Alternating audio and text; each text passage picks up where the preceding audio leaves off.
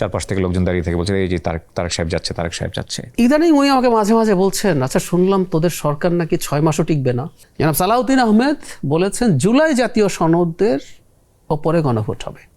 BNP জামাত ইসলামকে খুব ভালো করে চেনে, জামাত ইসলামও বিএনপিকে খুব ভালো করে চেনে। ঐক্যমত্য কমিশন বাংলাদেশের রাজনীতিতে বিভেদ তৈরি করে গেছে। আই রিপিট, ঐক্যমত্য কমিশন বাংলাদেশের রাজনীতিতে বিভেদ তৈরি করে গেছে। প্রতিপক্ষকে আঘাত করে তাকে দমানোর একটা চেষ্টা। কিন্তু গণভোটে যেটা হলো, আপনি যে কথাটা বললেন যে এটা একটা স্টান্টবাজি ছিল, আমি যদি উল্টো বলি, গণভোট ইটসেলফ ওয়াজ আ স্টান্টবাজি। আমি প্রমাণ করছি আপনার কাছে। গওয়ার ক্ষয়ের 3টা জিনিস আপনার নোট অফ ডিসেন্ট আছে, গয়ের 30টা জিনিসে আপনি একমত হয়েছেন। আপনি হা ভোট দেবেন না ভোট দেবেন, কি করবেন? কনফিউজ হয়ে যাও, তাই না? একটা প্রতারণা করা হলো, একেবারে অত্যন্ত বাজে ধরনের প্রতারণা করা হয়েছে। বরং আমি 30টা যদি দেখি যে আমার ঐক্যমত্য আছে, আমি হা ভোট দিতে বললাম, এবং আমি জানি যে 3টা বিষয় আপনি বাইরে নিয়ে এসছেন consistently, BNP despite every criticism সে বলে গেছে আমি কিন্তু এগুলো মানি না। মানে এটার খুব চমৎকার উদাহরণ হচ্ছে, দুটো বিশ্বযুদ্ধের পর দেখা গেছে যেসব সোলজার যুদ্ধ থেকে বেঁচে ফিরেছেন তারা তাদের স্ত্রীদের উপরে অকল্পনীয় রকম টর্চার করছেন ইন মেনি ফর্মস।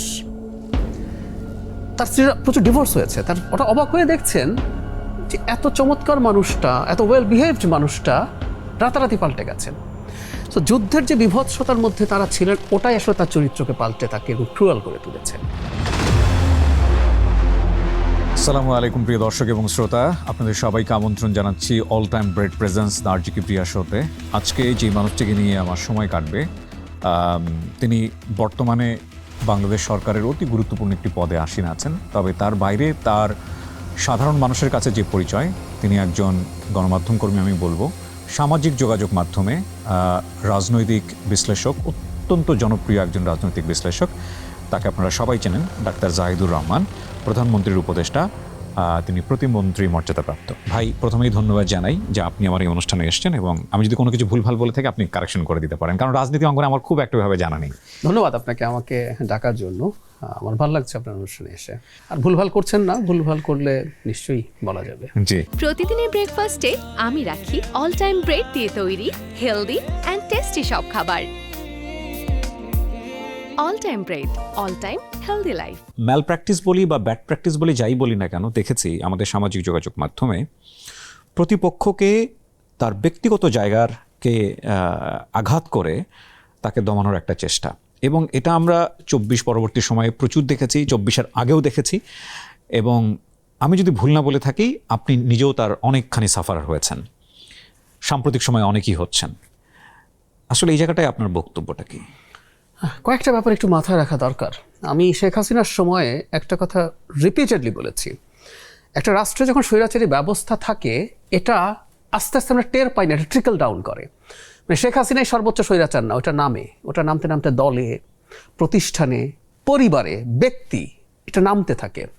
ফলে যেটা হয়, শেখ হাসিনার বিরুদ্ধে আমাদের লড়াইটাও তো একটা ইনটলারেন্ট লড়াই ছিল। আমরা তো ডেমোক্রেটিক লড়াই করিনি শেষ পর্যন্ত, আমরা তাকে বল প্রয়োগ করে জীবন দিয়ে সরাতে হয়েছে। যেটা হয়, এটা যখন ক্রমাগত করতে থাকে আমাদেরও চরিত্রের পরিবর্তন হতে থাকে, আমরা টের পাই না।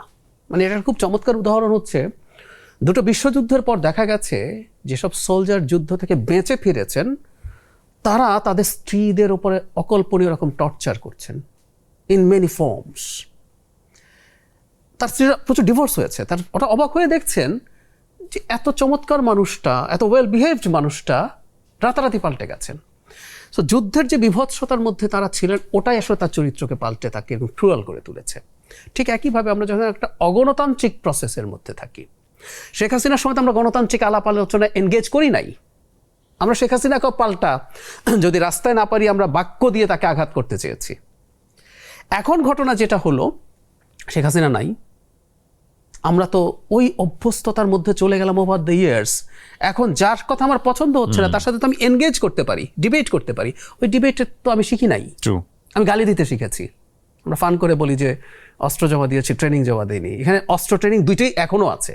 তো তারা এখন যিনি তার সাথে দ্বিমত হচ্ছে, তিনি তাকে গ্রহণ করছেন না, তিনি তাকে ঝাঁপিয়ে পড়ছেন, এই প্রবণতা আছে। এবং এটাও কোয়াইট প্রেডিক্টেবল, এটা হবে, এটাও জানতাম আমি অনেকবার শেখ হাসিনা পতনের আগেও এই কথাটা বলেছি সময়ের সাথে আমরা যদি গণতান্ত্রিক ব্যবস্থাটা ধরে রাখতে পারি ধাপে ধাপে এবং গ্র্যাজুয়ালি, এটা খুব রাতারাতি কিছু হয়ে যাবে তা না, গ্র্যাজুয়ালি এটা কমতেও শুরু করবে। রিসেন্টলি সরকারের একজন মন্ত্রীও বলেছেন যে কন্টেন্ট ক্রিয়েটরদের এখন ভিডিও প্রকাশ করতে হলে পারমিশন নিয়ে করতে হবে, otherwise this is very normal. বাইরের দেশে কিন্তু এই জিনিসটা হয়, মানে আপনি কারো ভিডিও কনসেন্ট ছাড়া পারমিশন প্রকাশ করতে পারবেন না, কিন্তু বাংলাদেশে এটাকে আবার ভিন্নভাবে ব্যাখ্যাও করা হয়েছে।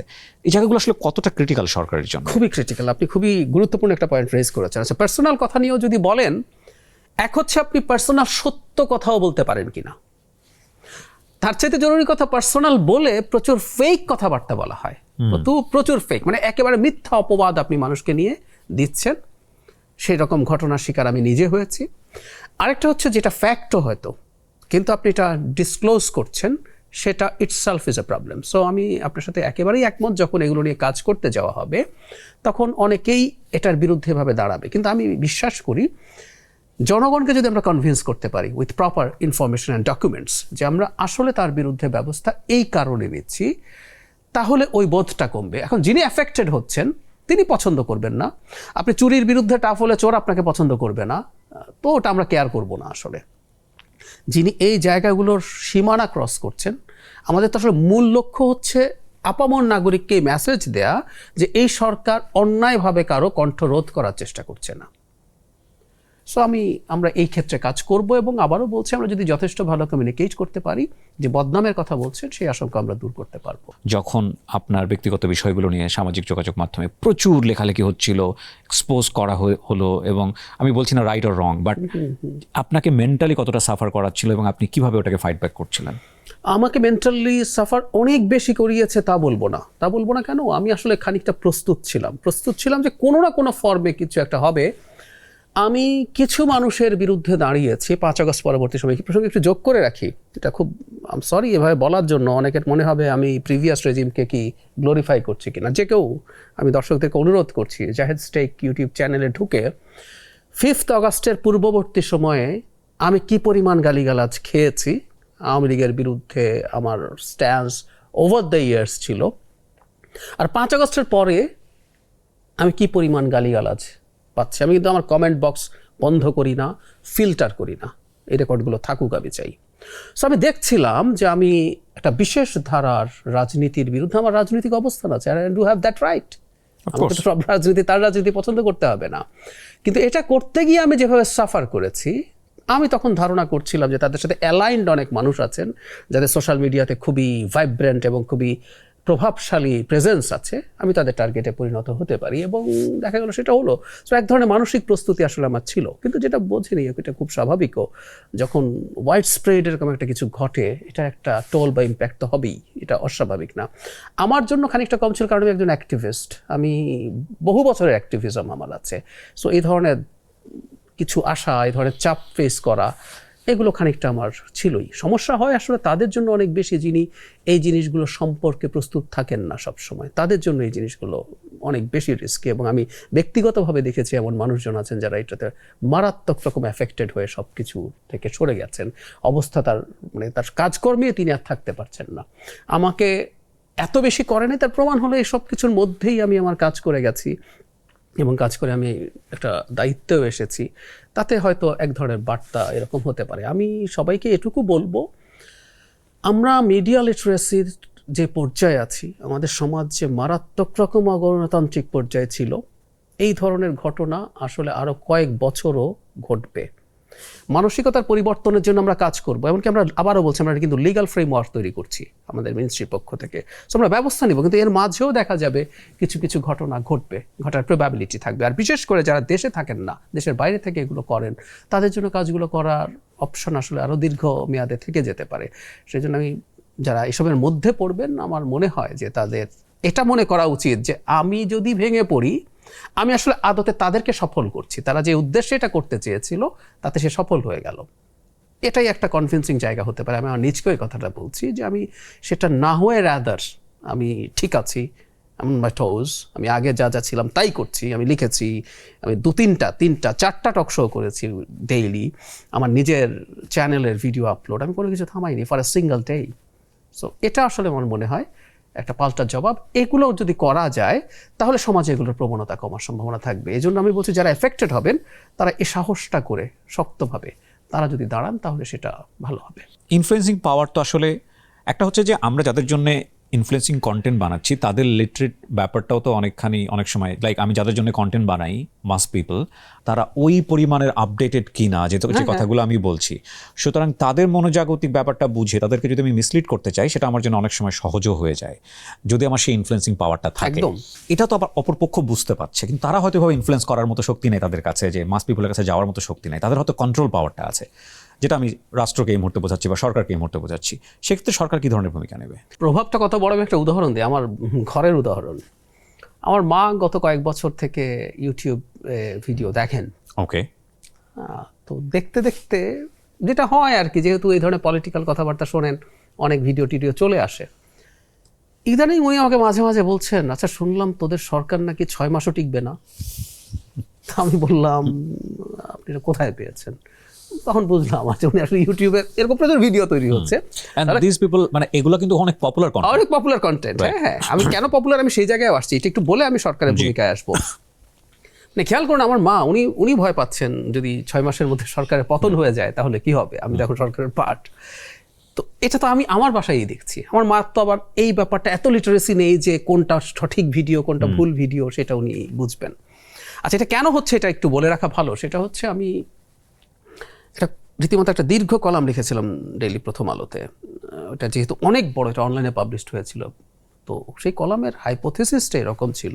ওখানে একটা জিনিস দিয়ে আমি একটু শুরু করি। এখানে রবীন্দ্রনাথের একটা বিখ্যাত অনেক কথা আছে এরকম না, সত্য যে কঠিন, কঠিনের ভালোবাসিলাম। মানে পারসেপশন ছিল সত্য কঠিন, কিন্তু তারপর আমি সেই কঠিনটাকে ভালোবাসছি। কিন্তু এখন যে সময়টা আছে এই সময়টাকে একটা টার্ম আছে, post truth world. Post truth মানে হচ্ছে, এটা খানিকটা একটু তাত্ত্বিক ইয়েতে যদি ঢুকি, যে খানিকটা পোস্ট মডার্নিজমের সাথে যুক্ত, যে আপনি ট্রুথ ইটসেলফ ইজ সাবজেক্টিভ। মানে আপনি যেটাকে মিথ্যা বলতেন এটাকে সত্য মনে করে আজকে বলা হচ্ছে এই সত্যটাও সত্য নাও হতে পারে। মিথ্যাকে অল্টারনেটিভ ট্রুথ বলছেন কেউ কেউ। সো আজকে কঠিন সত্য না, আপনি আপনার জন্য আনন্দের সত্য পেতে পারেন, কমফোর্টেবল সত্য পেতে পারেন। শেখ হাসিনার সময় প্রচুর ভিডিও, আমি শেষ দিকের কথা বলছি না, 21, 22, 23, যে কোনো সময় সরকার পতন, ঢাকা ঘিরে ফেলেছে ইত্যাদি ইত্যাদি, ও এটা করেছে, কালকেই শেখ হাসিনা চলে যাচ্ছে। এখন যিনি চান, আমিও চাই শেখ হাসিনা, তো উনি এটা শুনছেন, এবং এটা শোনা কি হচ্ছে, অ্যালগরিদম বুঝতে পারছে এটা ডিমান্ড আছে, সে এই ভিডিওগুলো আরো প্রমোট করছে। তো যার যার যেখানে যেখানে প্রয়োজন, আমি আরো কথ্য ভাষায় যদি বলি, নানান রকম সত্যের দোকান আছে। এখন যার জন্য যে সত্যটাকে, যার কাছে সত্য মনে হয় বা সত্য ভাবতে ভাল লাগে, সে সত্যের দোকানে তিনি যাচ্ছেন। এখন সত্যিকার অর্থেই জেনুইন তথ্য সোজা না। আমি যদি সময় দেন, সময় যদি বেশি নাও থাকে, প্লিজ আপনি বলেন, আমাদের সময় আছে। হ্যাঁ, আমার মনে আছে আমি তখন আমার চ্যানেলে IMF এর লোন সরকার পাবে কি পাবে না, আমি তীব্র শেখ হাসিনা বিরোধী কথাবার্তা বলছি, কিন্তু দেয়ার ওয়ার সাম ইনফ্লুয়েন্সার যিনি বলছেন যেটা পাবে না। এমনকি বাংলাদেশের একজন পলিটিশিয়ান, আমি নাম বলছি না, যিনি IMF এর হয়ে কাজ করেছেন, তিনিও বলছেন পাবে না। বাট আই ডিড অ্যানালাইজ যে ফাইনালি যেভাবে রিপোর্ট গেছে, বাংলাদেশ সরকার এই লোনটা পাবে। এই লোনটা না পেলে আমাদের জন্য ভালো হতো, which is true, Sheikh Hasina বিপদে পড়তেন। কিন্তু আমি তো ট্রুথটা বলতে চেয়েছি। খুব মজার ব্যাপার, আমার ভিউয়াররা এটা নেয়নি, তারা এসে আমার বিরুদ্ধে নানান কথাবার্তা বলা শুরু করেছে। আমি কি তার প্রতি বায়াসড হওয়া শুরু হয়েছে নাকি ইত্যাদি ইত্যাদি। অমুক তো বলেছে পাবে না, আপনি ওটা একটু দেখে আসুন, বুঝুন। But after some 2 or 3 weeks দেখা গেল লোনটা বাংলাদেশ সরকার পেয়েছিল। IMF এর লোন শুধু ওই টাকা না, ওইটার কারণে সরকার আরও বেশি লোন পায়। সো এটা একটা স্ট্র্যাটেজিক ডিসিশন ছিল। তো ওই যে বললাম, আমি ডিসাইড করেছি টু টেল দ্য ট্রুথ, কিন্তু অনেকে তো এই ডিসিশন নেয়নি। তারা জানতে চেয়েছেন মানুষ যেটা খায় সেটাই খাইয়ে যাব, যে ট্রুথ সে পছন্দ করে সেটা সে করে যাবে। সো এই ঘটনা ঘটছে, এবং এই ঘটতে ঘটতে আসলে পরিস্থিতিটা এই দিকে যায়। আরেকটা কথা না বললেই না, শুধু আপনি কানেক্ট করছেন না, এর সাথে মনিটাইজেশনের প্রশ্ন আছে। মানে আমাদের সোশ্যাল মিডিয়াতে এই প্রবণতাগুলো তৈরি হওয়ার পেছনে বা এগুলো কন্টিনিউ করার পেছনে খুব সিরিয়াসলি মনিটাইজেশন ম্যাটার করে। রাষ্ট্রের জন্য ক্ষতিকর এই ধরনের কন্টেন্ট দেশের বাইরে থেকে যদি করা হয়, আমি ব্যক্তিগতভাবে মনে করি রাষ্ট্রের এই ব্যাপারে সিরিয়াসলি ভাবা দরকার। আপনি হেট স্পিচ ছড়াচ্ছেন কিনা, আপনি দেশে কোনো বিশৃঙ্খলা উস্কে দিচ্ছেন কিনা, এগুলো সরকারের খেয়াল রাখা দরকার। এবং আমি এখনও এই ব্যাপারে আমাদের কোনো নীতিগত আলোচনা হয়নি। এই আলোচনা আমি অন্তত তোলার চেষ্টা করব যে এই ক্ষেত্রে আমরা কি করতে পারি। আমরা মানে নির্বাচিত সরকারের আগে যে সরকার ছিল সেই সরকার আমরা দেখলাম যে খুবই ইনফ্লুয়েন্সিয়াল একজন কন্টেন্ট ক্রিয়েটর, তার ফেসবুক পেজটা বন্ধ করে দেওয়া হয়েছে। এর আগে আমরা যতদূর জানি যেভাবে আমরা কখনো আমাদের চোখে পড়েনি, এবং সেটা একেবারে খুব স্পষ্টভাবেই বলা হয়েছে যে প্রথম আলোতে আগুন দেওয়ার ব্যাপারে তার ফেসবুক থেকে এক ধরনের উস্কানি দেওয়া হয়েছে, তার চ্যানেল থেকে বন্ধ করে দেওয়া হয়েছে। তো সরকার এই ধারাটা কন্টিনিউ করবে কিনা, বা এই ধরনের কোনো চিন্তা ভাবনা সরকারের আছে কিনা যে যদি কখনো মনে হয় এটা রাষ্ট্রের জন্য ক্ষতিকর, সেক্ষেত্রে সরকার তো চাইলেই করতেই পারে, এটা টেরিটরি জায়গা থেকে এটা ব্লক করে দিতে পারে, বা ইন্ডিয়াতেও এটা হয় আমরা যতদূর জানি। বন্ধ করলে সেই বন্ধ আসলে যে খুব সাস্টেইনেবল হয় তা না, কারণ হচ্ছে অনেকে জানেন যে অল্টারনেটিভ পথ আছে দেখা। তারপরও এটা এক ধরনের একটা মেসেজ। আমি শুরুতেই বলেছি, আপনি বলার আগেও বলেছি যে এই ধরনের কোনো ঘটনার ব্যাপারে সরকারকে স্টেপ নেওয়া এবং রিয়াক্ট করা উচিত বলে আমি মনে করি। এখন সেটা সরকারের নীতিগত সিদ্ধান্ত, এবং আমি একটা সরকার তো অনেক রকম চিন্তার মানুষ থাকেন, অনেক রকম কিছু বিবেচনা করে সিদ্ধান্ত নেওয়া হয়। সো আমি অন্তত এই ব্যাপারে কথা বলবো, আমি এই ধরনের সিদ্ধান্ত নিয়েছি। শেখ হাসিনার এগেনিস্টে কথা বলেছেন, কিন্তু যখন জেনেছেন এটা সত্য কিন্তু শেখ হাসিনার পক্ষে চলে যেতে পারে, তারপরেও আপনি সেই সত্যের পক্ষে থেকেছেন। একই সত্য কি আমরা আপনি বিএনপিতে থাকার পরে বা সরকারের পক্ষে থাকার পরেও আপনার কাছ থেকে প্রত্যাশা করতে পারি কিনা? নিশ্চয়ই পারেন, নিশ্চয়ই পারেন। আমি কখনো কখনো কোনো ব্যাপারে মন্তব্য হয়তো করব না, কিন্তু আমি মিথ্যা বলবো না। আমি একটা উদাহরণ দিতে পারি। একটা ব্রিফিংয়ে, এই যে আমি আজকেও তুলছি, সরকার এভাবে কথা বলে না, আমি স্টুপিডের মতো কথা বলছি। সরকারে থাকলে এভাবে কথা বলার কথা ছিল না। যেমন ধরুন, কুষ্টিয়াতে একটা পরিকল্পিতভাবে একজন মানুষকে, যিনি পীর হিসাবে পরিচিত ছিলেন, তাকে পরিকল্পনা করে সোকল্ড বলছি কারণ মব পরিকল্পিত হবার কথা, যেটা পরিকল্পিত হত্যাকাণ্ড করে তাকে হত্যা করা হয়েছে পিটিয়ে। I can take it. এবং আমি কোনো ব্যাখ্যা ট্যাখ্যার কিছু নেই। এবং ওই প্রসঙ্গটা আমি নিজে তুলেছিলাম একটা প্রসঙ্গে। আমাদের ব্যর্থতা তো আছে, এই যে এটা আমাদের একটা ফেলিয়ারের মধ্যে একটা এটা হতে পারলো। তো এই জন্য বলছি যে আমি যেটা সত্য, যেখানে যেখানে সত্যতা আছে সেটা নেব। পৃথিবীতে কোনো শুদ্ধতম কোনো সরকার হয় না। তো শেখ হাসিনার সময় বা শেখ হাসিনার মতো সরকারগুলো আসলে কি করে, তারা অমনিপোটেন্ট, ওনার কোনো ভুল নাই। খেয়াল করবেন, হাওড়ে যে কৃষকরা ক্ষতিগ্রস্ত হয়ে গেল, চট্টগ্রামে জলাবদ্ধতা হয়েছে, মাননীয় প্রধানমন্ত্রী এগুলোর জন্য অ্যাপোলোজাইজ করেছেন। তো তাহলে সত্য বলতে সমস্যা কোথায়? যে ভুলটা আমার হয়েছে সেটা স্বীকার করতে আমার দ্বিধা নেই। বরং আমি খোলামেলা বলি আপনাকে, বরং আমি দেখি নাগরিকরা এটা পছন্দও করেন। আপনি সব কিছুতে সব পারেন, সব সঠিক, সব শুদ্ধ, এই বোধ নেই।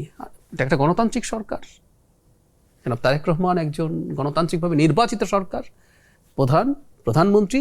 এই সরকার আবারও দায়িত্বে থাকতে চাইবে আরেকটা গণতান্ত্রিক নির্বাচনের মাধ্যমে। সুতরাং আমি সব শুদ্ধতম কাজ করে বেড়াবো, কিছু আসে যায় না। সেই কারণেই আমি মনে করি আমি এই যে সত্য যে কথা আছে সেই সত্য কথাগুলো বলবো। তবে এখানে একটা তবে আছে, আপনি যখন রাষ্ট্রীয় দায়িত্বে থাকেন, রাষ্ট্রের কিছু তথ্য থাকে যেগুলো আসলে প্রকাশিত না হওয়া উচিত। আমি মিথ্যা বলবো না, আমি আপনাকে এটা বলছি। আমি কোনো প্রশ্ন ক্ষেত্রে এটা হতে পারে যে আমি সেটার জবাব দেব না, কারণ কিছু সেন্সিটিভ তথ্য থাকে এবং ক্ষমতার, এই রাষ্ট্র ক্ষমতার বা রাষ্ট্রের দায়িত্বের একটা গুরুত্বপূর্ণ জায়গা থেকে আমার কাছেও কিছু সেন্সিটিভ তথ্য থাকে। আমি সব তথ্য তো আসলে দেব না, এটা করতে পারি। তবে আমি সত্য কথা বলার চেষ্টা করব।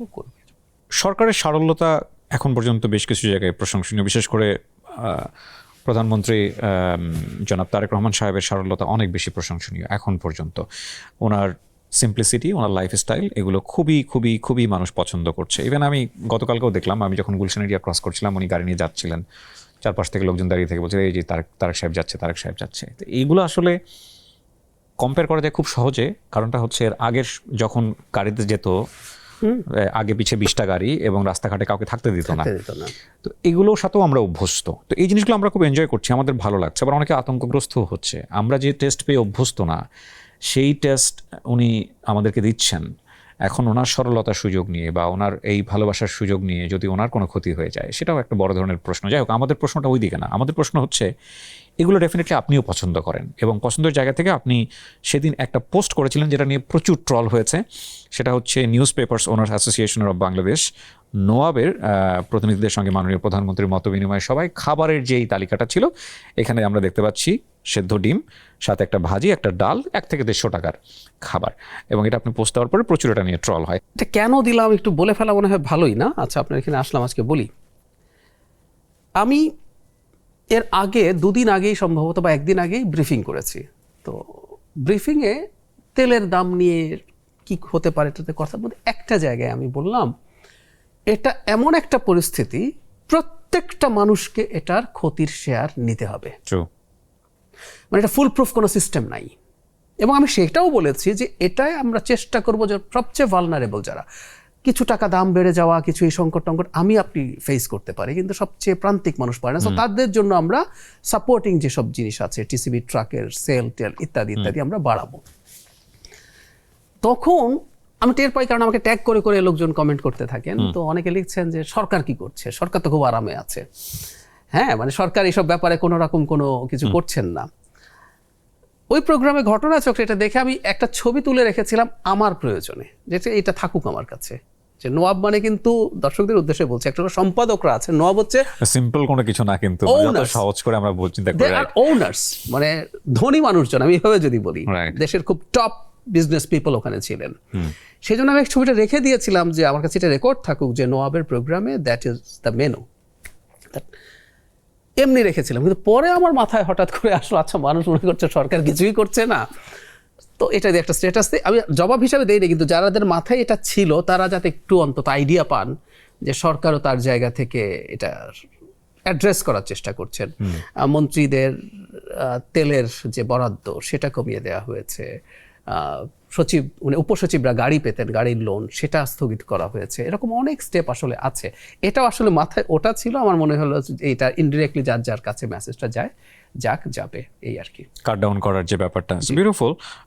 না, একটা জিনিস আমি যেটা বুঝতে পারলাম আপনার বক্তব্য শুনে, আপনি সবকিছুরই নেগেটিভ ইফেক্ট কি হতে পারে সেটা আপনার আগে থেকে চিন্তা ভাবনা থাকে। ভালো আমি জানি এবং জেনে শুনে বেশ করেছি পানের মতো। আমি তো যেহেতু সোশ্যাল মিডিয়াতে আছি, আমার নিজের যেহেতু চ্যানেল আছে, আমি জানি এটার রিয়াকশন কি হবে। এটা এখন এতটাই প্রেডিক্টেবল, তারপরও কি আমি বলবো না? আমি বলেছি আমি খুব সেন্সিটিভ কিছু ইস্যু নিয়ে কথাবার্তা বলেছি 5 আগস্ট পরবর্তী সময়ে। ধরুন, আমি এখন কথা যেতে উঠলো বলি, মাজার ভাঙার বিরুদ্ধে কথা বলেছি।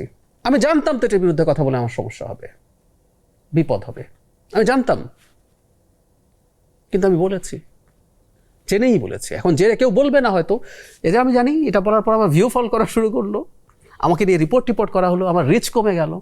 তো এটা তো আমি জেনে শুনে করেছি।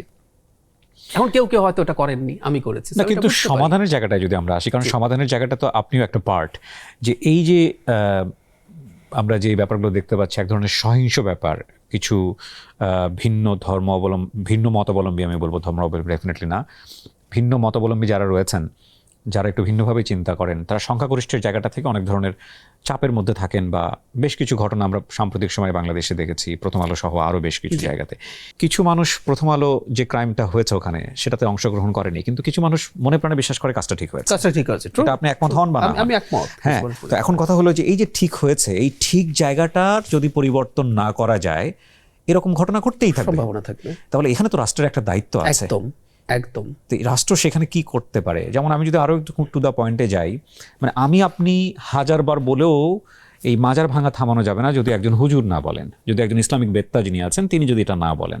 তাদের জায়গা থেকেও কি সরকারের সঙ্গে তো যেহেতু খুবই ভালো সম্পর্ক, তাদের জায়গা থেকেও কি মানুষকে খুব সুন্দর করে এই জিনিসগুলো বোঝানো যায়? বা আপনারা কোনো উদ্যোগ কি কখনো নিয়েছেন? কনসার্ন বিষয় কিনা? একদম, মানে খুবই গুরুত্বপূর্ণ একটা প্রশ্ন তুলেছেন। মানে আমরা এখনো সব নিয়ে ফেলেছি, তারা সরকারের বয়স 2 মাসের একটু বেশি, বার্নিং ইস্যু, যে কারণেই বলছি। একদম আইনি ব্যাপার, এটা আসলে একটা শর্ট টার্ম প্রসেস, এবং আইন দিয়ে শাস্তি দিয়ে কোনোদিন সাস্টেইনেবল চেঞ্জ করা যায় না, আমি একমত। কিন্তু আবার ওটাও লাগে, কারণ ওটা যদি হতে দেন অন্যরা উৎসাহিত হয়। আচ্ছা, এটা হলো এক।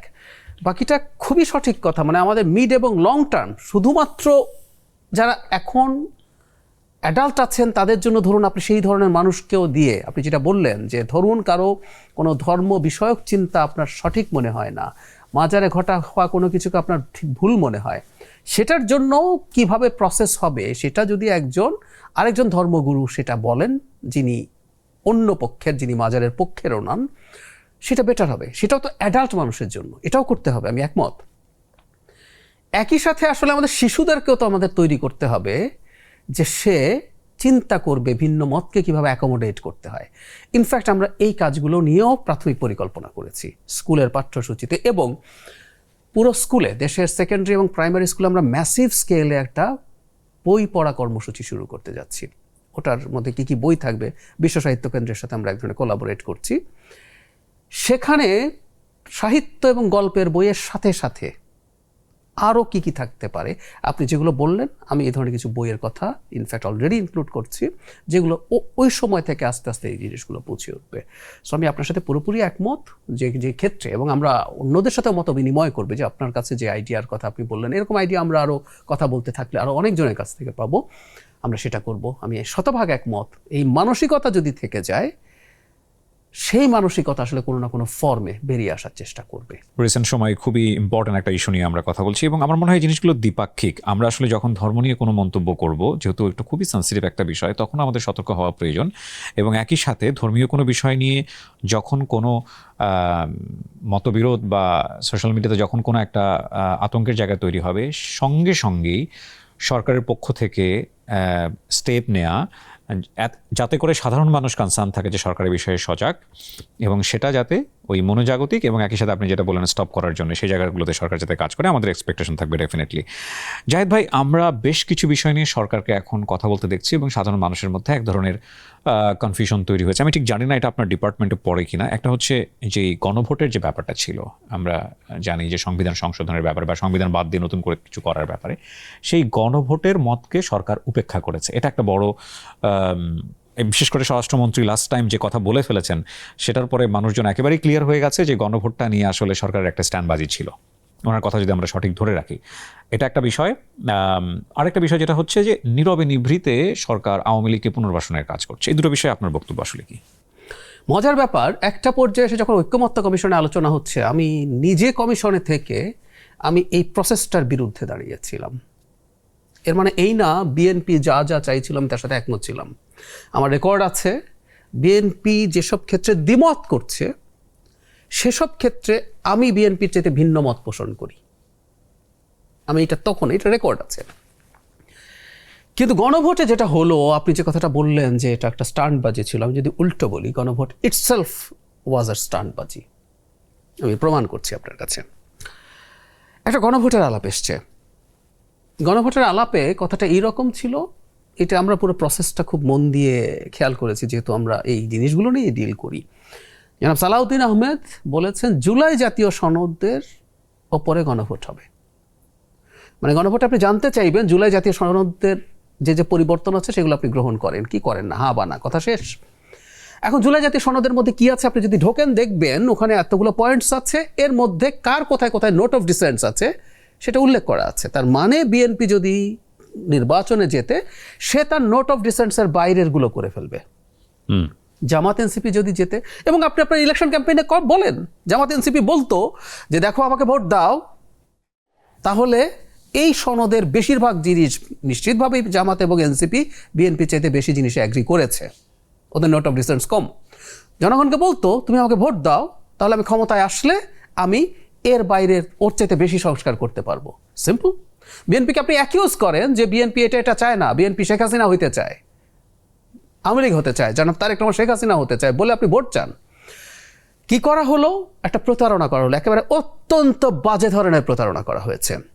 গণভোটে ব্যালট যদি কেউ দেখে তিনি দেখবেন 4টা পয়েন্ট আছে, ক খ গ ঘ। ঘতে হচ্ছে এর বাইরে যা যা আছে সব নিজের ইশতেহার অনুযায়ী করবে। গতে কতগুলো জিনিস উল্লেখ করে বলা হচ্ছে এরকম 30টা বিষয়ে সবাই একমত হয়েছে, তাই এটা করতে সবাই বাধ্য থাকবে। ক আর খতে যেটা করা হলো, 3টা জিনিসকে বাইরে নিয়ে আসা হলো, যেগুলোতে কোনো কোনো পর্যায়ে বিএনপি নোট অফ ডিসেন্ট আছে। আপনি প্রতারণা করলেন। আচ্ছা, করে আপনি যখন ব্যালট পেপার দিয়ে দিলেন, এবার আমি আপনাকে একটা প্রশ্ন করি, আপনি বিএনপি নীতি নির্ধারণী পর্যায়ে আছেন, ক আর খয়ের 3টা জিনিসে আপনার নোট অফ ডিসেন্ট আছে, গয়ের 30টা জিনিসে আপনি একমত হয়েছেন, আপনি হা ভোট দেবেন না ভোট দেবেন, কি করবেন? কনফিউজ হয়ে যাব, তাই না? বরং আমি 30টা যদি দেখি যে আমার ঐক্যমত্য আছে, আমি হা ভোট দিতে বললাম, এবং আমি জানি যে 3টা বিষয়ে আপনি বাইরে নিয়ে এসছেন consistently BNP despite every criticism, সে বলে গেছে আমি কিন্তু এগুলো মানি না। আমি একটা উদাহরণ দিই। আপার হাউসের ব্যাপারে বিএনপি একমত, কিন্তু এটা ভোটের প্রপোর্শনাল রিপ্রেজেন্টেশন বিএনপি একদিনের জন্য মানে নেই। ক্রিটিসিজম হয়েছে, টকশোতে প্রচুর কথা হয়েছে, সিটিজেনরা, সিভিল সোসাইটি তীব্র সমালোচনা করেছে, লজিকলি তাদের অনেক ক্ষেত্রে লজিক্যাল অবস্থানও ছিল, কিন্তু বিএনপি তো মানে নাই।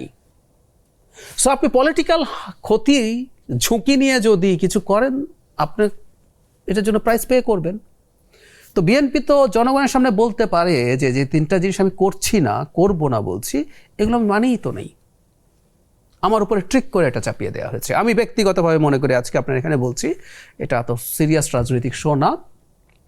ঐক্যমত্য কমিশন বাংলাদেশের রাজনীতিতে বিভেদ তৈরি করে গেছে। আই রিপিট, ঐক্যমত্য কমিশন বাংলাদেশের রাজনীতিতে বিভেদ তৈরি করে গেছে।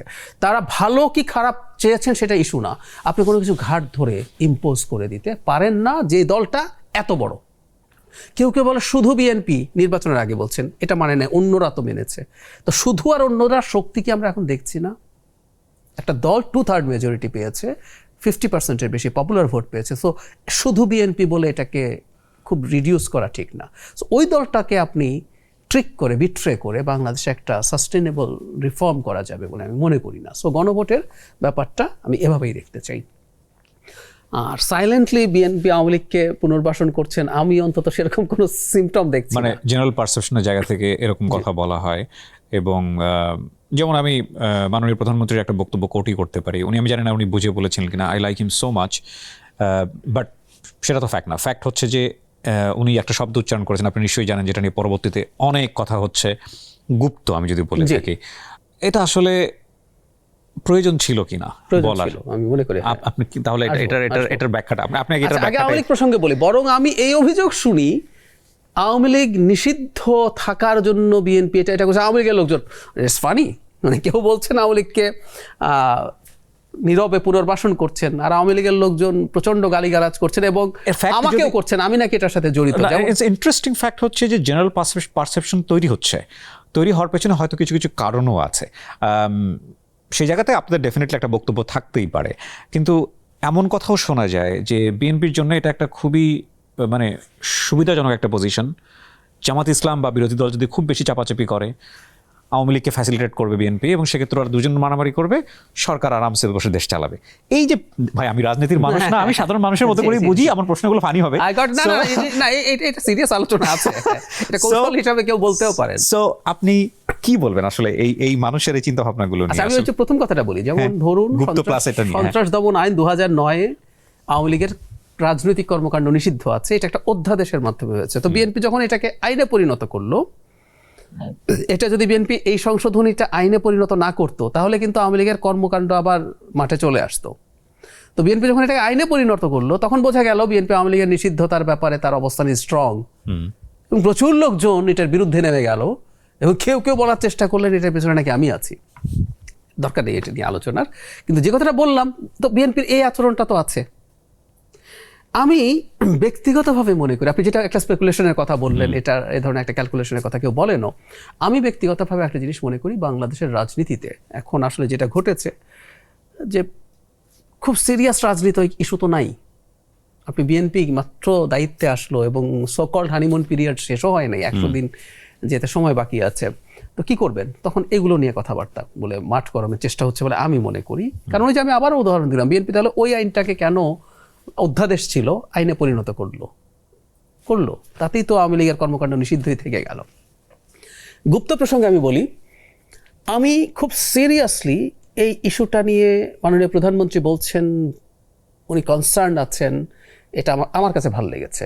কারণ আমি আপনার সাথে বলেই ফেলছি, বিএনপির ভবিষ্যতে ঝুঁকি হবে গুপ্তরা মানে হচ্ছে এই জামায়াত ইসলামী, আমি নাম তুলেই বলে ফেলি, জামায়াত ইসলামের বহু সদস্য ইন ডিসগাইজ বিএনপির ভেতরে আছে, এই পারসেপশন বিএনপির সর্বোচ্চ পর্যায়েই আছে। এতে একটা সমস্যা আছে, এই সংকটটা নিয়ে একটু কথা বলবো। সো এই পারসেপশন আছে, এবং এই পারসেপশন যদি থাকে, এদের বিরুদ্ধে তো ফাইট করতে হবে, কারণ না হয় আপনার দল ধ্বংস হয়ে যাবে ভেতর থেকে। জামায়াত ইসলামী বাংলাদেশের ফাইট করতে গেলেও তো ধ্বংস হয়ে যেতে পারে যদি পারফেক্টলি ডায়াগনোজ করা না। আমি আসছি, ঠিক এই জায়গাটাতেই আসছি। তার আগে বলি, মানে এখন বিপদটা কোথায় হয়েছে, বাংলাদেশের রাজনীতিতে একটা ট্রাস্ট ইস্যু নষ্ট হয়ে গেছে। কেউ কেউ বলে গুপ্ত ধরুন কেউ আন্ডারগ্রাউন্ডে আছে, আন্ডারগ্রাউন্ডে থাকা কিন্তু গুপ্ত না। গুপ্ত কথাটা বলা হয় আপনি ডিসগাইজ করছেন, আপনি করেন জামাত, আপনি আওয়ামী লীগ হয়ে গেছেন, আপনি আওয়ামী লীগ হয়ে আওয়ামী লীগের সাথে ছিলেন, তারপর এখন সুবিধা মতো আসলেন।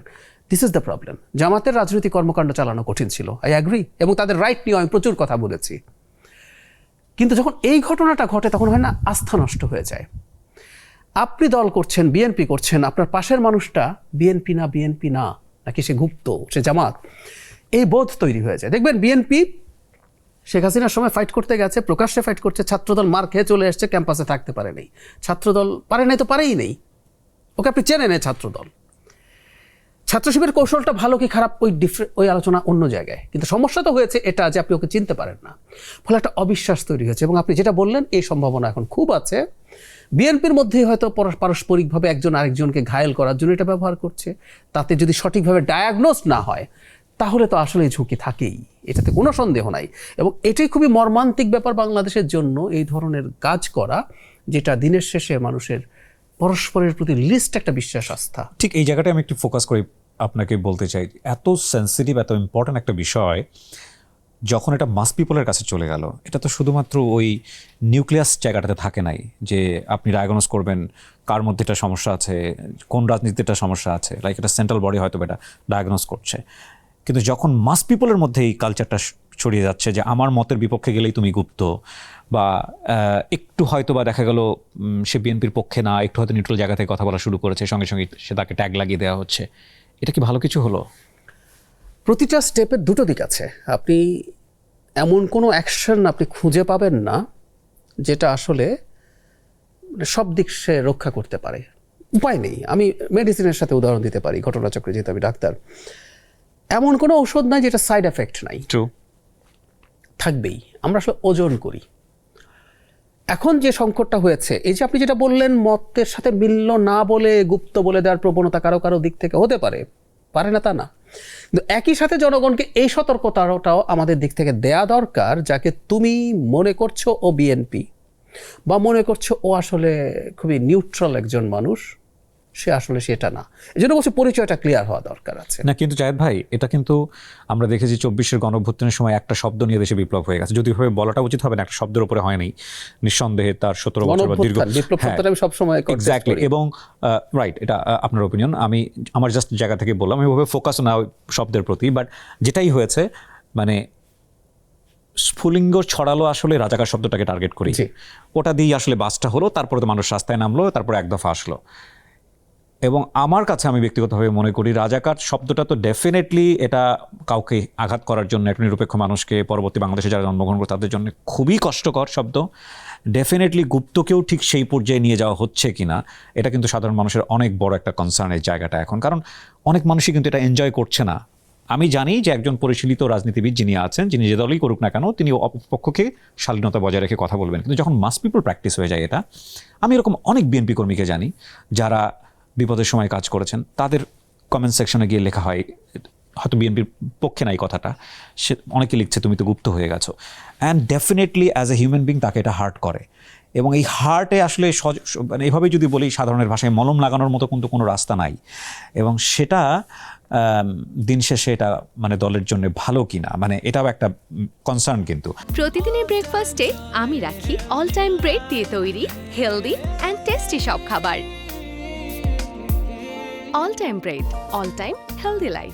আমি আবারও বলছি যে এই ধরনের একটা ফেনোমেনন আছে, এটা জনগণের কাছে আসলে থাকা উচিত, এটা জনগণের কাছে থাকা উচিত, এটা নিয়ে বোঝাবুঝি থাকা দরকার। এটা ঠিক হিতে বিপরীত হওয়ার সম্ভাবনা ঝুঁকি আছে, কিন্তু ওই যে বললাম, আপনি আসলে কোনো একটা কাজ করবেন, আপনি যদি মনে করেন এটা ঝুঁকিটা অনেক কম, তুলনায় বেনিফিটটা অনেকটা বেশি, আপনি কস্ট বেনিফিট ওজন দেবেন। সো ওজনে আমি এখন পর্যন্ত এটা দেখি। আমি সম্পর্ক একটা প্রশ্ন করতে চাই, বিএনপির সঙ্গে জামাত ইসলামের বোঝাপড়া আমার মনে হয় অন্য দলগুলোর চাইতে অনেক বেশি ভালো, কারণ তারা একসঙ্গে লম্বা একটা সময় ছিল। বিএনপি জামাত ইসলামকে খুব ভালো করে চেনে, জামাত ইসলামও বিএনপিকে খুব ভালো করে চেনে। সেই অর্থে গুপ্ত থাকলে তো বিএনপির নিজেরই বোঝার কথা কারা গুপ্ত হতে পারে। এই গুপ্ত ব্যাপারটা যখন তাদের সুখ্যাতি বা তাদের মধ্যে খুব সুসম্পর্ক ছিল, তখন থেকে এই প্রবণতা শুরু হয়েছে, এটা আমার ধারণা। তাদের এই প্রবণতা তাহলে দায়টা কি বিএনপির কাঁধেও কিছুটা পড়বে? খানিকটা পড়বে, তাদের এটা বোঝার দরকার ছিল। কিন্তু হয় কি, কেউ যখন এটা তাদের কৌশলের অংশ করে ফেলেন যে আমি একটা দল করছি, আমার দল তো আছেই, আমার কিছু মানুষ প্ল্যান্টেড থাকবে ওই দলের ভেতরে, ও ফরএভার বিএনপিই করবে। এটা তো অনেক সময় ইউনিভার্সাল সিস্টেমের মধ্যেও পড়ে। খুব বেশি না, এগুলো আসলে কখনো কখনো বাম দলগুলো করতো, মানে বিএনপি বা আওয়ামী লীগের মতো দলগুলোর মধ্যে এই প্রবণতা এত বেশি ছিল না, যারা বুর্জোয়া সেন্ট্রিস্ট পলিটিক্স করে। মানে আপনি যদি আমাদের এই মানে উন্নয়নশীল দেশ বা অনুন্নত দেশের একটা খুব কম্পারেটিভলি অ্যামেচার একটা পলিটিক্যাল সিস্টেমে আপনি যদি একদম মানে সফিস্টিকেটেড একটা প্র্যাকটিসের কথা চিন্তা করেন, সেটাও তো এক ধরনের অস্বাভাবিক চিন্তা। আমি সফিস্টিকেটেড না, বরং আমি তো মনে করি এদের এই প্র্যাকটিসটা অনেক সফিস্টিকেটেড, মানে তারা যা করছেন। ডিসকাশন ইজ অ্যাকচুয়ালি এখন শুরু হচ্ছে আমার কাছে, যেটা মনে হচ্ছে অনুষ্ঠানের শেষের দিকে এসে। হ্যাঁ, তো আমি যেটা বলছি এটা তখন থেকে হয়তো এই প্রবণতা ছিল। এই কারণেই আমার মনে হয় ইভেন তারা আবার যে কখনো ওই তাদের দলে যাবেন, ফিরে যাবেন, এরকম তারা হয়তো করবেনও না, এটা তাদের কৌশলের অংশ। এই জন্যই বলছি, এখন জামাত এই কাজগুলো কেন করেছে একটু যদি আসি। জামাত স্বাধীনতার পর থেকে প্রথম তো তারা ব্যান্ডই ছিল, তারপর তারা আসলেন, তারপর আবার চাপে পড়লেন, ক্রমাগত জামাত করতে বাধ্য হয়েছে এরকম কি? কখনো কখনো মানে একটা সময় কিন্তু জামাত যেহেতু পেরে ওঠে নাই, তারা এই প্রসেসে ঢুকতে হয়েছে। তার মানে এই দায়গুলো অন্যান্য দলগুলোরও আছে। তাহলে দলের চাইতে সরকার, তাদের উপর অপ্রেস করা হয়েছে, তার কারণে সেটা করেছে। কিন্তু আমাদের কথাটা এখন খুব ক্লিয়ার, এখন বাংলাদেশে জামাত যে জায়গায় আছে, তাকে সেই জায়গাটাতে ওপেন পলিটিক্সে ফিরে আসা, দ্যাট ইজ ভেরি ইম্পর্টেন্ট। কিন্তু যেটা হয়, আপনার তো দীর্ঘদিনের একটা চর্চা, আপনি তো আসলে এই কাজটা ওভার দ্য ইয়ার্স করে গেছেন এবং যদি বেনিফিটেড হয়েই থাকেন, তো তাহলে ওই ঘটনাগুলো ঘটবে, ওই ঘটনাগুলো চলতে থাকবে, এটাই রিস্কি। আপনি আবারও বলি যে আপনি চুপচাপ থাকলেনও একটা কথা, কিন্তু আপনি প্রেডিক্ট করছেন বা আপনি প্রিটেন্ড করছেন, প্রিটেন্ড করছেন যে আপনি আসলে বিএনপিই করেন, আপনি যে কোনো বিএনপির চাইতে আর অনেক বেশি বিএনপি, একটা সময় আপনি যে কোনো আওয়ামী লীগের চাইতে অনেক বেশি আওয়ামী লীগ হয়ে গেছেন। এই ঘটনাগুলো যখন ঘটে, এগুলো আসলে রিস্কি। বিএনপির ওই সতর্কতাটাই সম্ভবত সামনে আনতে চেয়েছে। তবে আমি আপনার সাথে একমত, এটাকে এমন জায়গায় নিয়ে যাওয়া উচিত না যেটা মানুষের মধ্যে ক্ষুব্ধতা বা ঘৃণা তৈরি করবে। এবং নিশ্চয়ই দল হিসাবে, এটা আমি দলের সাথে সংযুক্ত কেউ নই, কিন্তু আমি আশা করি যে দল হিসাবে তারা এই রিস্কটা বুঝে প্রিভেন্টিভ মেজার্স নেবেন। তবে আমি রিপিট করছি, এই ব্যাপারে বিএনপিকে কাজ করতে হবে, না হয় বিএনপি অভ্যন্তরীণ জায়গা থেকে ক্ষতিগ্রস্ত হবে। প্রতিদিনের ব্রেকফাস্টে আমি রাখি অল টাইম ব্রেড দিয়ে তৈরি হেলদি অ্যান্ড টেস্টি সব খাবার। All time bread, all time healthy life. কেউ কেউ নেপাল এবং শ্রীলঙ্কার সাথে তুলনা করে বলে ওরা তো অনেক ভালো আছে। নেপালের সাথে বাংলাদেশের তুলনা আসলে হয় না, শ্রীলঙ্কার সাথে হয় না। ওখানেও গণ অভ্যুত্থানে সরকারের পতন ঘটেছে, কিন্তু ওই দেশগুলোতে কোনো স্বৈরাচারী সরকার গায়ের জোরে ক্ষমতায় ছিল না, সে দেশের সব ইনস্টিটিউট ভেঙে ফেলে নেই। বাংলাদেশের তুলনা চলবে তিউনিসিয়ার সাথে, ইজিপ্টের সাথে, সিরিয়ার সাথে, ইয়েমেনের সাথে, লিবিয়ার সাথে। ওখানে আপরাইজিং শুরু হওয়ার পর 3টা দেশে সিভিল ওয়ার হয়েছে, দেশ ধ্বংস হয়ে গেছে, সিরিয়াতে, ইয়েমেনে, লিবিয়াতে। দুটোতে খানিকটা চেষ্টা ছিল, ইজিপ্টে নির্বাচন হলো, কিন্তু সেই নির্বাচন সাস্টেইন না করে ওখানে একটা মিলিটারি ডিক্টেটর এখনো আছে। ফাইনালি তিউনিসিয়া মোটামুটি ঠিকঠাক মতো চলছিল, কিন্তু আজকে যে কেউ যদি এখন সেখানকার যিনি তারা নতুন সংবিধান লিখেছে, আমি আজকে এই আলোচনার জায়গা না, বা আপনার শোটা সম্ভবত ওই ধরনের আলোচনার ক্ষেত্র না, সব ধরনেরই চলে, মানে হার্ট টক করি না আর কি। তো ওখানে এই যে আমরা নতুন সংবিধান লেখার কথাটা বলি না, তিউনিসিয়া তো নতুন সংবিধানও লিখেছিল, সব সুন্দর করে লিখে টিকে ফেলেছিল। তিউনিসিয়ার কাইস সাইদ উনি এখন আবার বেন আলীর কাছাকাছি একজন ডিক্টেটর হয়ে গেছেন। সেই তুলনায় বাংলাদেশ আমি মনে করি অনেক ভালো করছে। এটার প্রধান কারণ, এবং বাংলাদেশ ওই দেশগুলোর মধ্যে ভেঙে পড়েনি, প্রধান কারণ হচ্ছে বাংলাদেশে বিএনপির মতো একটা অত্যন্ত বড় জনভিত্তি সম্পন্ন রাজনৈতিক দল ছিল। এটা ক্রমাগত শেখ হাসিনাকে চ্যালেঞ্জ করে গেছে। এটা বাংলাদেশ এখন রাষ্ট্রীয় ক্ষমতায় এসছে, এবং বাংলাদেশের রাষ্ট্রীয় ক্ষমতায় আসার জন্য না মাঠ পর্যায়ে একটা সংগঠিত কর্মী বা দল থাকা আমাদের মতো ভঙ্গুর দেশে দরকার আছে। আমি বিশ্বাস করি এটা ঠিক আছে। এবং সোফার জামায়াতে ইসলামী পার্লামেন্টে আমরা তাদেরকে যেভাবে পারফর্ম করতে দেখলাম লাস্ট দিন, বিশেষ করে আমি এটা নিয়ে আলাদাভাবেও কথা বলেছি, ইট ওয়াজ এক্সেলেন্ট। এবং এটা একটা বার্তা যে জনগণ আসলে এটাই দেখতে চায়। মানুষ মিলিয়নস অফ ভিউজ হয়েছে ক্লিপগুলোর। সো তারা যদি একটা দায়িত্বশীল রাজনীতি করে যায়, তারা যথেষ্ট ভালো ফলাফল করেছে। ভবিষ্যতে কোনো একদিন রাজনীতির মাধ্যমে এটা আরো বাড়বে, বা পরের নির্বাচনে তারা ক্ষমতায় চলে যেতে পারে, সেই চেষ্টা যদি করে, আমি বাংলাদেশ নিয়ে আশাবাদী। এবং আমি মনে করি আমরা যদি একটার পর একটা অ্যাকসেপ্টেবল এবং পার্টিসিপেটরি ইলেকশন করে যেতে পারি, আমরা ভিন্ন একটা বাংলাদেশ দেখবই, এতে কোনো সন্দেহ নেই। বিশ্বাস করি আমরা একটা চমৎকার সৌহার্দ্যপূর্ণ সংস্কৃতি দেখতে পাচ্ছি। বিরোধী দলীয় নেতার সঙ্গে মাননীয় প্রধানমন্ত্রীর খুব চমৎকার সম্পর্ক। মাননীয় প্রধানমন্ত্রী তার সমাপনী স্পিচে 10 থেকে 12 বার বিরোধী দলীয় নেতার বক্তব্য তুলে বলছেন আমি তার সাথে একমত। শুধু তাই না, আমরা দেখি তিনি অসুস্থ হলে অপোজিট মানে বিরোধী দলীয় কোনো সংসদ সদস্য অসুস্থ হলে তার সঙ্গে তিনি দেখা করেন। শুধু দেখা করেন না, ওনারা এক কক্ষে বসে মিটিং করেন। সো এইগুলো খুব মানে বিউটি লাগে, রাজনীতির খুব চমৎকার বিউটি। মানে একই সাথে সংসদে বসে তুমুল আলোচনা হবে, কিন্তু আবার প্রয়োজনে একই সাথে বসে টেবিল টক হবে। এগুলো থাকুক এবং সুন্দর একটা বাংলাদেশ আমরা এগিয়ে যাই। এবং বিশেষ করে আপনি 2-1টা পয়েন্টে খুব নিরপেক্ষ ভূমিকায় আজকে কথা বলেছেন, এটা আমার খুব ভালো লেগেছে। আপনি বলতে দ্বিধা করেননি যে হ্যাঁ দায়টা বিএনপিরও কিছুটা নিতে হবে অনেকগুলো ইস্যুতে, যেটা আমার খুব ভালো লেগেছে। আমি খুবই সম্মানিত বোধ করবো যদি ভবিষ্যতে আপনার সঙ্গে আমার বসা হয়। ধন্যবাদ, আমার ভালো লাগবে। আমি খুবই এনজয় করেছি আজকের শোটা। হ্যাঁ, এবং আপনার জন্য অনেক শুভকামনা থাকলো এবং আমি বিশ্বাস করি আপনার কাছ থেকে বাংলাদেশ অনেক ভালো কিছু পাবে। অনেক ধন্যবাদ। দোয়া করবেন। জি দর্শক, এই ছিল আমাদের আজকের আয়োজন। যারা এতক্ষণ আমাদের সঙ্গে ছিলেন তাদেরকে ধন্যবাদ জানিয়ে আমরা আজকের মতো এখানেই শেষ করছি। আসসালামু আলাইকুম। প্রতিদিনের ব্রেকফাস্টে আমি রাখি অল টাইম ব্রেড দিয়ে তৈরি হেলদি অ্যান্ড টেস্টি সব খাবার। All time bread, all time healthy life.